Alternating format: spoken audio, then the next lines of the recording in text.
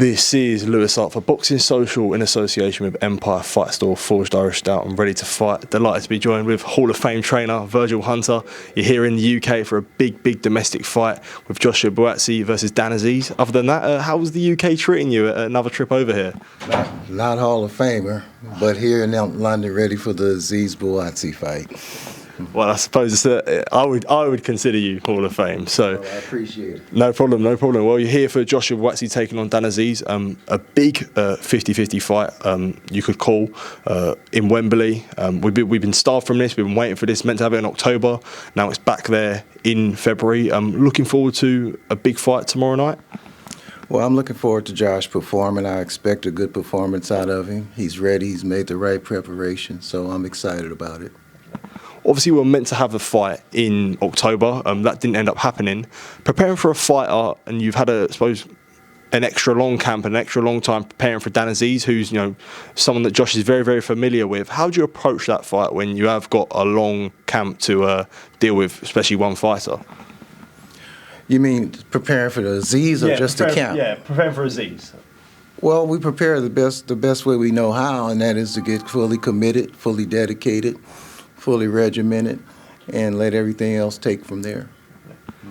And when it comes to someone like Azeez, who Josh is very familiar with, how do you feel like he will approach this fight, where it's someone that he is, he's very familiar with him, he's sparred many rounds with him, so anything you might have seen from Azeez is, he's already seen a lot of the stuff before, his best punches, where he's good at, where he's weak at. So how do you approach a fight like that, where he is so sort of similar to his opponent? Well, I think the rounds that they sparred were years ago, so you really can't count it for what they have learned and what they've developed up till now. I think it'll be a brand new opposition for each other in that what they had back in the old days, they might be familiar with some of the things, but they won't be familiar with all the things because both fighters have progressed from those times. And when you look at this fight now, a massive fight in Josh's career, and one that we can really kick on for world honours with. Since he's teamed up with you, when it gets to this point now, how happy are you with his progression as a fighter since he's linked up with you? Well, I'm very happy with his progression because he has a commitment, he has a dedication and discipline, and that's all you can ask for. And if you have those three ingredients, you're going to see progress, you're going to see steady development. He still has a window that he can still grow into, but he's made great strides. And with Josh, one thing that people could always be a little bit critical with him is he may not be as active as he wanted to be. I think fought once in 2022, fought once in 2023. Obviously, would have liked to fight more in 2023, but not his fault. How do you sometimes deal with a fighter who is sometimes a little bit inactive and sort of trying to get that ring rust off? Well, inactivity to any fighter is not the fighter's fault if he wants to fight. It's the people that's over the fighter. So I think that question would be best answered for who was in charge of promoting his fights and getting him the fights. The fighter can only fight to what's presented before him, and if it's not presented to him, then there's sometimes a lull in the action. But it's part of the game. But I don't think criticism for Josh is justified in a situation like that. And for Josh, where he has came under criticism, in the past sort of 11, 12 months, changing his promotional situation. How do you feel like he'll deal with, speaking on the coach's behalf, how he deals with sort of all the pressure, the added pressure that this fight may have, where there is probably more eyes on him than ever, because of sort of everything that's happened in the last, 12 or so months? Well, I mean, criticism. People get criticized for changing their professional jobs. People get criticized for changing girlfriends, for changing marriages. But it seems like the fighter gets criticized the most by the one that he left. So not the one who he went to, but the one that he left. So that's to be expected in the game. It's always what I've done for you, what I could have done for you, what you left on the table. But we have to look at it in the fighter's eyes, and this is a sport where you can get hurt. It's a short-lived sport. You only have a peak of so many years to excel, to cash out on the sport, so you have to do what's best for you. So I commend him for that. Whether or not he made the right move or the wrong move, he made the move for himself, so he has to be commended for that. And I suppose speaking on Josh, where we talked about his development now, and not looking past tomorrow night, but a massive win like this puts him in a really good position with the WBA. And I know Bivol's going to be tied up with a fight against Beterbiev, and we don't know how many fights against Beterbiev he's going to be having. But would you be fully confident, getting through tomorrow night, looking good doing so? You'd be fully confident going into a Dmitry Bivol fight. Well, I have to be confident that he'll be successful tomorrow night, and I have to be confident that he'll be successful if he's offered a Dmitry Bivol fight. No matter what the odds are, my mindset has to be total confidence in him, so he could feed off the confidence. He might have to fight over his head that night, but he has the potential and the physicality and the ability to fight over his head. Bivol is an excellent fighter. He's got excellent pedigree, but every fighter is beatable. And I suppose I did want to talk about your relationship with Josh. We talked about development with him, but I suppose maybe outside of the ring, dealing with him, and you talked about his discipline, and for yourself, I suppose someone who is as dedicated as him and a man of faith as well, which I know you're very, very strong with. You can't ask for much more from a guy like Joshua Buatsi. Well, Josh came along at the right time in my career. It's good to have a fighter who's dedicated, disciplined, doesn't have any bad habits, doesn't run the street, doesn't party, doesn't drink, doesn't smoke, and he has the physicality and the pedigree to go along with those commitments. So when you have that, that's a winning ingredient. And the sky's the limit. It's no far higher you could go with those ingredients intact. And having that connection between a fighter and a trainer, how important is that for yourself? Because as we spoke about reading Andre Ward's book, the connection between you and him was something that's very, very hard to replicate itself. And I'm sure sort of Joshua will come close to someone like Andre when it comes to his discipline and sort of both for their sort of professionalism. So how important is that connection between a fighter and a coach, where you really sort of are singing off the same hymn sheet in a sense? Well, I mean, you're exactly right. Dre is a hard act to follow, but he happens to be someone that Josh admires. So Josh is always inquisitive how he went about his business, how he went about his preparation, and I'm able to instill that in him and let him know what it takes and how it's done and what's expected of him. So he's embraced that. Josh stimulates me to come to the gym. I've been in the game a long time, so I have to be stimulated to come to the gym. I have to want to come and want to be there for somebody, and he's that person right now. And not being disrespectful of other fighters who have walked in your gym, you've trained many, many great fighters, but when it comes to Buatsi and the connection you have with him, how does that sort of compare to other fighters? Well, I would have to say next to Andre, he's exhibited the most discipline and most dedication at this point. You're right, I've had great fighters and things like that, but when I got a lot of fighters who had seen the championship level, so when they see it, there's a little fall off on some things. They tend to forget what got them there, and they tend to stay where they're at the point. Instead of, as a fighter, you always got to go back to what got you there. I don't care what your status is in the game, whether you're a champion or a contender. It's always going back to what got you there. So Josh hasn't forgotten what's gotten him there, and he embraces the philosophy. Josh leaves, comes back 2 weeks after he fights. He leaves his home here. He has nothing here, no children, anything here to keep him here, things like that. He seriously wants it. So it's going to take a real man to deter him from that. And one thing I found interesting there is that when you train Josh, it gets you excited to go to the gym. It gets you excited to train him. How important is that you have a fighter and you as a coach, if Josh gives you 100%, you give him 200% back. And as you said, the same with Andre as well. Is it an important thing that, you replicate what the fighter gives you, double that as well? Well, I'm not going to give him 200%. Yeah, but the same energy is replicated. He's only giving me 100%. What I'm going to do is praise the 100% and be there in commitment, be there in advice, be there in dedication, be there in tenacity, the same thing, because he has to want it more than I want it for him. But when I see that he wants it, then I feed off of that. Yeah. And as we say, when it comes to mental prep for fights and mental prep for big fights, you yourself have been involved in many, many big fights. Do you try and pass sort of the knowledge that you've had from being in experience and being sort of in many big fights? For Josh, who is getting to that stage where the fights are getting a lot more serious, and the fights are getting big, and potentially young fighters that you may take on as well? Always have to pass on the knowledge and always have to pass on the wisdom. Always the importance of preparation, always the importance of living the lifestyle of a fighter. It never stops until you're retired. You just can't train 3 months and then go off and live another life, another 3 months until you get a fight. You have to be a full-time fighter. So he's embraced that philosophy, and I expect to see great results because of that. Well, I suppose one thing I did want to talk to you about, November 2023, we did see the release of Andre Ward's autobiography.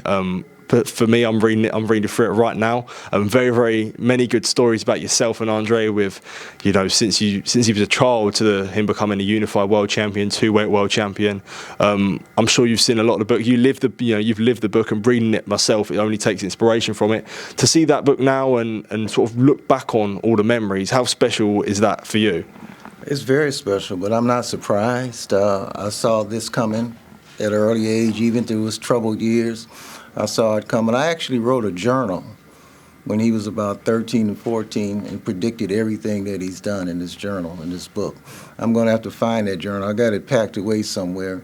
I predicted everything that he would win, a gold medal, world champion, Hall of Fame, broadcaster, everything. I predicted that. We were just connected from the time he was 10 years old, so I knew it wasn't for nothing. I knew it was for something.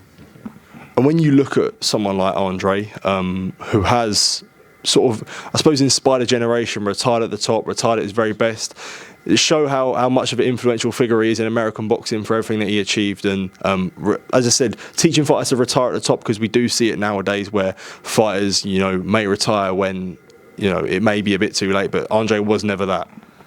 No, it was instilled in him at an early age that you retire on your terms. Don't let the game retire you, to save your money, to invest your money. Don't get outlandish with your money and all those things. You never see him with chains or anything on. I don't knock it for anybody who wants to do it. That's their prerogative, especially if they have the money. But Andre was a father at 17. Yeah. So he was a family man from a young age, and he understood the importance of family. He understood that family and providing for his family came first.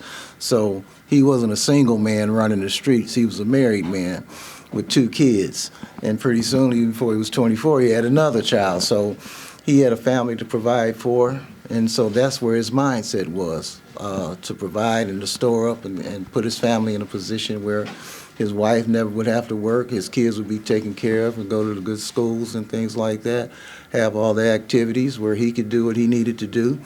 And he treats himself every now and then to something nice. I think he just bought a brand new Corvette not too long ago, but not a Ferrari. Yeah. And he's put himself in a position where he can continuously have an income, which is what I tell him. It's the money that you put yourself in a position to make after boxing that's most important. You see a lot of guys, they won't make no money after boxing. So what they made in boxing is what's always going to be their income unless they do something else. But you have to put yourself in a position to make money after boxing. And he's done that. So I'm very proud of him. And when it does come to fighters there, as we were saying, we've seen many, many great champions who you see them have fights and get treated as stepping stones. When you look at those positions, like, when do you feel like sometimes it might be the right time to tell a fighter that, you aren't as good as you used to be, or, you haven't, you aren't the same guy as you was, maybe 5 or 10 years ago? Well, there's a saying, I think, in boxing, they say, well, how can you tell a fighter not to fight? And then you have to look at his circumstances and the position that he's in. If he has a name and a stepping stone, you get a guy who might be a little short on money, and his name will bring him a couple $100,000. He's going to take it. He understands the risk. He understands the damage that could come along with it. Of course, if it was me, I'm going to tell him the truth. You're playing with your health. You're playing with your life. But I understand. You do what you have to do. With us going to normal jobs, we're taking a chance every day, driving up and down the freeway with fools not paying attention, texting on their cars, on the phone on their cars. So we're sort of in the same predicament. So how can you tell a man not to make a living? It's sad, but it's the reality of the sport. But all you could do is be honest with him. And I suppose you saying there about you had the journal that you predicted everything that Andre would become. And does it feel much better for you as a coach as well? And more. I suppose with Andre, you was more than the coach with Andre. Does it feel better for you that he went on to achieve all these things, and you was always by his side? So you developed him really into the fighter that he was today. Well, I don't take any credit because I felt from the day one that it was destined to be something. So I give credit where credit is due, and that's a power much higher than myself. I just allowed myself to be used as a vessel and try to do the right thing and stay in the mindset that the Most High would want me to stay in, not waver from it, not deter from it, not to suck up to him, not to kiss his tail, anything like that, but be truthful and tell the truth because I felt that it was something preordained. I really felt that way, so I stuck to the script. And when it came to, there's always fantasy fights and there's always sort of, I'm sure when Andre retired at 32, I think he retired at? 33. That's a young age for someone to retire. And do you think, was there ever a point where he was ever enticed to come back for, a potential big fight? Like I think you talked about sort of a Tony Bellew fight or Anthony Joshua fight, and there was multiple others he talked about. Was there ever a point where you thought we might have another fight here? That was before he made the decision to retire. That was right after the second Kovalev fight that was talked about. Some of those things were talked about. But the decision to retire was made a couple of months after that. But I think at one time Golden Boy had approached me about him and Canelo. A couple years out of him retiring and everything, and I brought it to him. He said, well, if he says my name, then, I'm going to do it. But Canelo never said his name. And then, so when I called Golden Boy and said, well, he was going to say his name, he said they didn't want to do it out of respect to him. So we left it at that. But that was the only time. Okay. You just mentioned there about him saying his name, and it brought me to a point, away from what we were saying, but Andre spoke in the book about Chad Dawson saying his name and making a big mistake for him there. Has that always been a thing for Andre? He wants to honour his word. If you call me out, then that's when I will fight you? Well, I think at that time, Chad was the only one who called him out, if I'm not mistaken. I can't think of anybody else offhand. There were guys that were willing to fight once they were approached about the fight, like Kelly Pavlik, maybe a couple other guys, but Chad was the only one on TV that openly called him out. Yeah, well, I suppose we all know how that went. But I suppose there is fantasy fights, and people always, say, how to Prime Roy Jones do against this guy or that guy. When it comes to Andre against like a Canelo, maybe a Prime Canelo or something like that, prime for prime, how would you think that fight would go? Well, I'm always say Andre's going to win the fight. He's going to find a way to win. And I think as great and as good as Canelo is, I think Andre would be the kryptonite to him because of his stamina, because of his physical strength, because of his speed and his boxing IQ. Of course, not saying how it would turn out, but that's the way I feel. I would be very confident in that fight if they both were in their prime. And just a last thing I wanted to talk to you about. We do see Anthony Joshua taking on Francis Ngannou in a crossover fight, really, a crazy sort of fight to be made. We saw what Ngannou done to Tyson Fury, 6 or so months ago. What do you think of those sort of crossover fights? Ngannou fighting Fury and AJ when those are his only 2 professional bouts as a professional boxer. Well, I can't blame AJ. Ngannou brings a lot to the table, particularly money. And we have to remember they're not pride fighters, they're prize fighters. You fight for money. You can offer any fighter, I'll give you a chance at the world championship for the world title for $1 million. But if you fight this guy over in Riyadh, I'll get you $5 million. He's going to take the $5 million because the belt is always there. The belt doesn't represent as much money as people think, unless you're favored by the governing bodies. You get a lot of favors by the governing bodies. With sanctioning fees, you got to pay for those belts and things like that. So prize fighting is the priority. They fight for money. I don't think Anthony Joshua is bothered one bit about fighting Ngannou. And plus he has an out because Ngannou gave such a good fight to Tyson Fury. So you can't fault him for that. How do you see that fight going with Ngannou? Basing it off, Ngannou's performance against Tyson Fury? Well, the Joshua that showed up the last fight looked very, very good. He looked very sound. He looked very explosive, very fast. I would have to see Ngannou again to make a prediction. I do know that Ngannou is a physical specimen, and he is cut from a different cloth. The way he came up, how he's built, he's been physically strong from a youth, not just getting into a gym and getting strong later on in life. He's been strong from day one. So he's carrying puberty strength into teen strength into man strength. Whereas most guys, I think Anthony started late, so I don't know how physically strong he was when he first started amateur boxing, but he has a later strength development. So you can't beat that early adolescent strength carrying over to puberty strength to teen strength to man strength. So I would just say this. I expect Joshua to win, but it's a dangerous fight. That's all I can say. It's a dangerous fight. And as long as he's on his 2 feet, and as long as he's able to punch, there's always a danger. Absolutely, Virgil. I've really wanted to do this interview, so I appreciate you taking time to speak to me, taking out. I've enjoyed it, mate, and all the best for tomorrow night. And I appreciate you taking time to speak to me, mate. Top man, thank you, mate. Cheers. We need to think of a new advert for freebets.com.